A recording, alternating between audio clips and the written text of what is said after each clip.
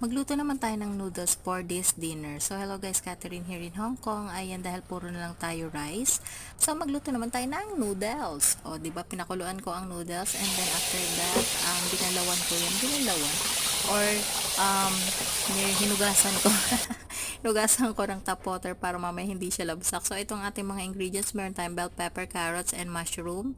And then, ang ating seafood. So, kahit anong seafood guys, pwede naman. So, ito lang kasi ang available sa aming freezer. Kaya, ayan lang ang aking nilagay. So, ayan guys, meron tayong sea cucumber. So, kahit naman saan, meron siguro yan. Tapos, ayan, may coriander tayo at ang ating panggisa bawang sibuyas at ginger. At ang ating gulay, bok choy.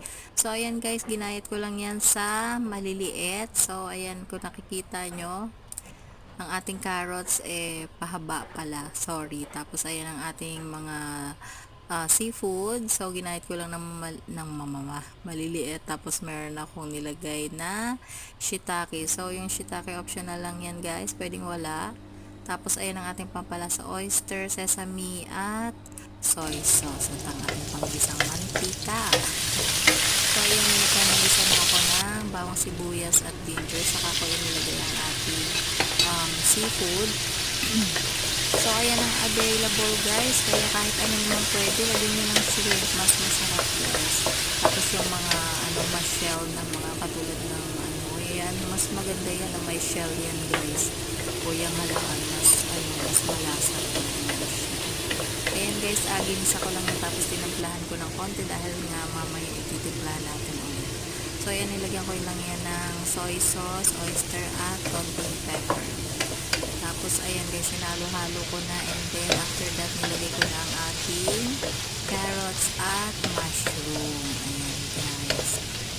So, continuous lang natin sa paghahalo and then, ayan, ilagay na natin ang ating boiling water. So, ayan. Kailangan guys, kumukulo na yung water para mas magaling, mas maganda. Mas magandang kumukulo ang water. So, ayan guys, nilagay ko na rin ang ating shiitake mushroom.